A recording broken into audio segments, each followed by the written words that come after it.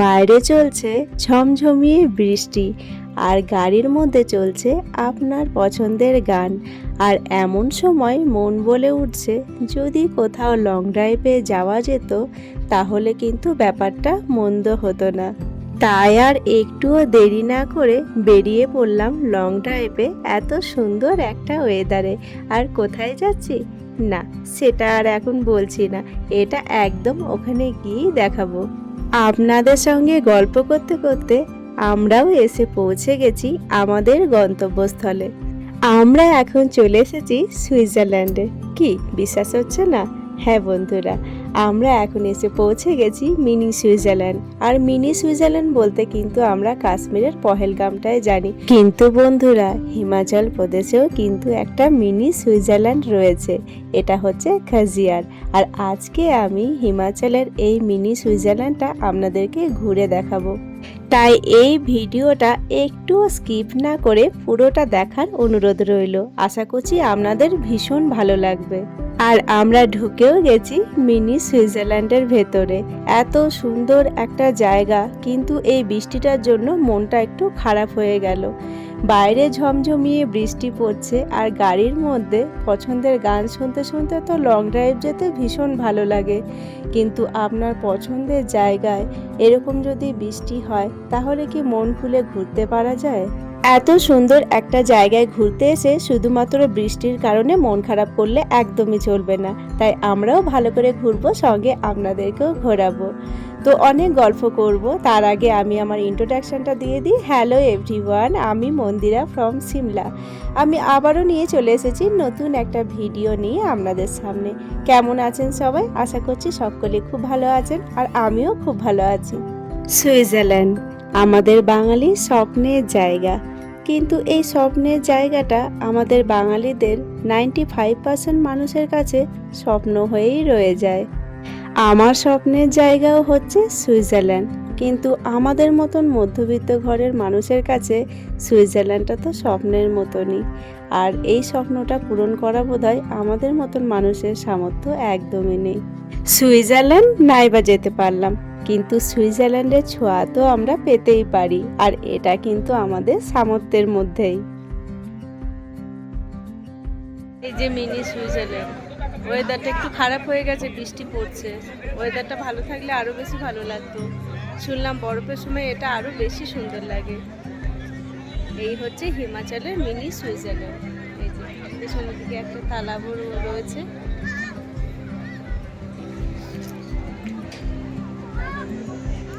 আর এই দিকগুলো হচ্ছে রেস্টুরেন্ট। ভগবানও বোধহয় আমাদের মনের কথা বুঝে গেছে, তাই তো একটু একটু করে ওয়েদারটাও ঠিক হতে শুরু করেছে। এখানে এসেই যেমন মনটা খারাপ হয়ে গেছিল বৃষ্টির জন্য, এখন কিন্তু মনটা আবার একটু একটু করে ভালো হতে শুরু করেছে, কারণ বৃষ্টিটা যে এখন আস্তে আস্তে অনেকটাই কম হয়ে গেছে। আর একটু একটু করে চারিদিকে লোকজনের সংখ্যাও কিন্তু বাড়ছে, কারণ সুইজারল্যান্ডটা শুধুমাত্র আমাদের বাঙালির স্বপ্ন না, পুরো ইন্ডিয়া মানুষের কাছেই কিন্তু সুইজারল্যান্ডটা একটা স্বপ্নের জায়গা। আর তাই তো এখানে এত মানুষের ভিড় শুধুমাত্র সুইজারল্যান্ডের ছোঁয়া পেতে। আচ্ছা, আপনাদের ড্রিম সিটি কি সুইজারল্যান্ড? তাহলে ঝটপট প্রোগ্রাম করে ফেলুন হিমাচলের মিনি সুইজারল্যান্ড খাজিয়ারে, আর এখানে এসে আপনারাও পেয়ে যান সুইজারল্যান্ডের ছোঁয়া। আমরা তো একটু বৃষ্টির জন্য মন খারাপ করে ফেলছি, কিন্তু এই বাচ্চাটাকে দেখুন, বৃষ্টি পড়ুক কিন্তু খেলা তো করতেই হবে। না না, বৃষ্টি এখন অনেকটাই কম হয়ে গেছে। আর সব থেকে ভালো খবর কি জানেন? কিছুক্ষণ পরে কিন্তু বৃষ্টি একদমই কম হয়ে গেছিল, আর একটু হলেও সূর্যের দেখা কিন্তু আমরা পেয়েছিলাম। আমরা কিন্তু বর্ষাকালে আসিনি, আমরা এসেছিলাম জুন মাসের প্রথম উইকে। এবার আপনারা ভাববেন যে জুন মাসের ভিডিও এখন পোস্ট করছো, কি করব বলুন বন্ধুরা। কিছুদিন আগে দুর্গা পুজো গেল, কালী পুজো গেল, ভাইফোঁটা গেল, সময় একদমই করে উঠতে পারছিলাম না যে ভিডিওটা এডিট করে পোস্ট করব।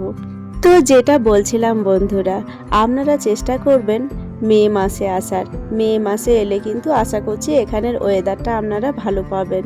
আমরা তো জুন মাসের প্রথম উইকে এসেছিলাম, ওয়েদারটা মোটামুটি ঠিকই ছিল, কিন্তু আমরা এই দিনকে বৃষ্টিটা পেয়েছিলাম। আর এখন সত্যি কথা বলতে বর্ষাকালে পাহাড়ের যা অবস্থা, বর্ষাকালে পাহাড়টাকে অ্যাভয়েড করাই ভালো। আর তাছাড়া বন্ধুরা, আপনারা কিন্তু শীতকালেও প্রোগ্রাম করতে পারেন। আপনারা যারা বরফ দেখতে ভালোবাসেন তারা কিন্তু বরফের সময় প্রোগ্রাম করতে পারেন। বরফের সময় কিন্তু এই জায়গাটা আরও বেশি সুন্দর লাগে। আর তখন যদি আপনারা এই জায়গাটাকে দেখেন, আপনারা সুইজারল্যান্ডে রয়েছেন না মিনি সুইজারল্যান্ড রয়েছেন একদমই বুঝতে পারবেন না। চারিদিকের প্রাকৃতিক সৌন্দর্যটা দেখুন একবার, পুরো মন ছুঁয়ে যাওয়ার মতন। আর এই যে আপনারা তালাবের মতন দেখতে পাচ্ছেন, এখানে কিন্তু ওয়াটার অ্যাক্টিভিটিও হয়, তবে কোনো কারণে এটা বন্ধ ছিল। আচ্ছা, আপনাদের মধ্যে কারা কারা হিমাচলের এই মিনি সুইজারল্যান্ড ঘুরে গেছেন আমাকে কিন্তু কমেন্ট করতে একদম ভুলবেন না।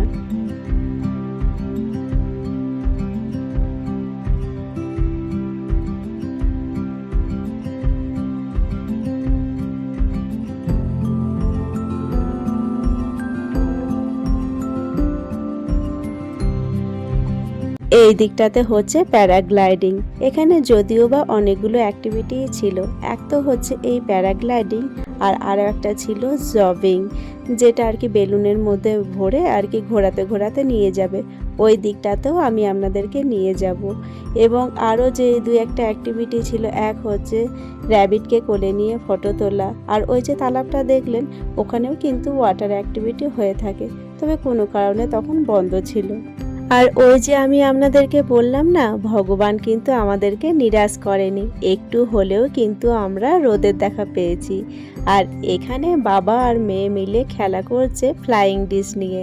এখানে বাবা মেয়ে খেলা করুক, আর চলুন আমি আর আমার ছেলে মিলে চারিদিকটা ভালো করে ঘুরে দেখি, আর সঙ্গে আপনাদেরকেও ভালো করে ঘুরে দেখাই। এত অপূর্ব সুন্দর জায়গাটা, সত্যি মন ভরে গেল এই জায়গাটাতে এসে। আর যেহেতু ওয়েদারটা ঠিক ছিল না, মেঘলা মেঘলা হয়েছিল, বৃষ্টি হচ্ছিল, সেই কারণে চারিদিকটা একটু ঝিমিয়েছিল। এখন তো একটু রোদ উঠেছে, আর চারিদিকটা দেখুন কত সুন্দর ঝলমল করছে। আর এখন আমরা চলে এসেছি তালাবের কাছটাতে, এত সুন্দর ভিউটা লাগছিল। চলুন তালাবটাকে সামনে থেকে ভালো করে দেখে আসি। আর এইখানটাতে না ফটোগুলো দারুণ আসছিল। এত সুন্দর একটা জায়গায় এসে ফটো তুলবো না, সেটা তো হতেই পারে না। তো চলুন আগে ভালো করে ঘুরে দেখে আসি, তারপরে নয় কয়েকটা ফটো তুলে নেব। এত সুন্দর একটা জায়গায় এসে আজ মনটা সত্যিই ভরে গেল। আজ অনেক বছর হলো আমরা সিমলাতে রয়েছি, কিন্তু এত সুন্দর একটা জায়গাতে ঘুরে আসার সৌভাগ্য এতদিনে হলো। ওই যে বলে না, ঘোরাটা ভাগ্যের ওপরে ডিপেন্ড করে, যতক্ষণ না ভাগ্যে হবে ততক্ষণ কিন্তু ঘোরাটাও হয়ে ওঠে না। কি অপূর্ব সুন্দর লাগছে না এই জায়গাটা। আমি বলছিলাম না এখানে ওয়াটার অ্যাক্টিভিটি হয়ে থাকে, দেখুন চারিদিকে বোর্ডগুলো কিন্তু রাখা আছে, তবে এখন বন্ধ আছে, হয়তো কোনো কাজ টাজ হবে এখানে। ও হ্যাঁ, একটা কথা তো আপনাদেরকে বলাই হয়নি, এই খাসিয়ারটা হিমাচল প্রদেশের কোথায় আছে? এই খাসিয়ারটা পড়ে হচ্ছে হিমাচল প্রদেশে ডালহাউজিতে।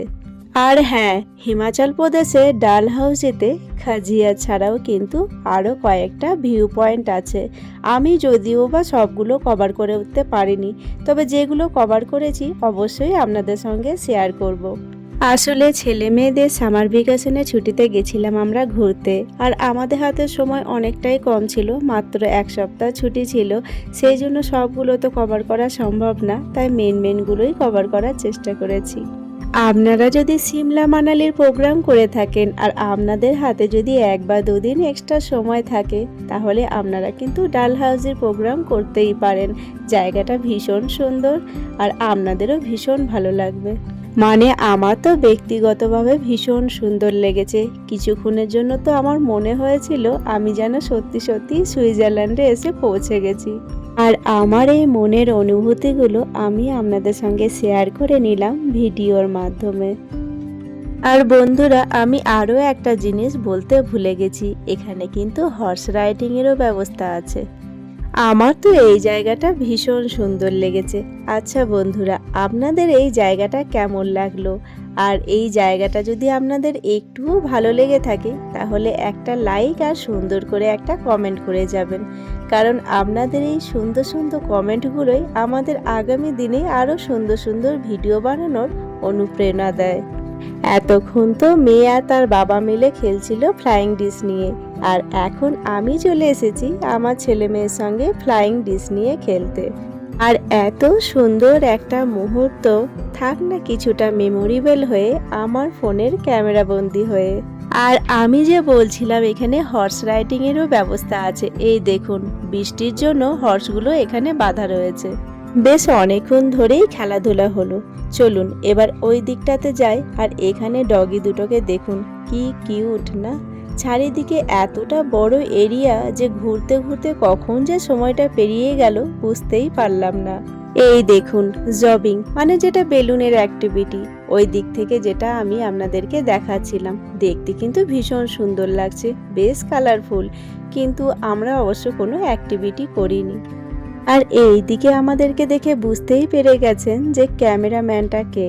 হ্যাঁ, আমরা ওইদিকে ফ্লাইং ডিশ নিয়ে খেলছিলাম আর আমার ক্যামেরাম্যান চলে এসেছিল এই দিকে ভিডিও বানানোর জন্য।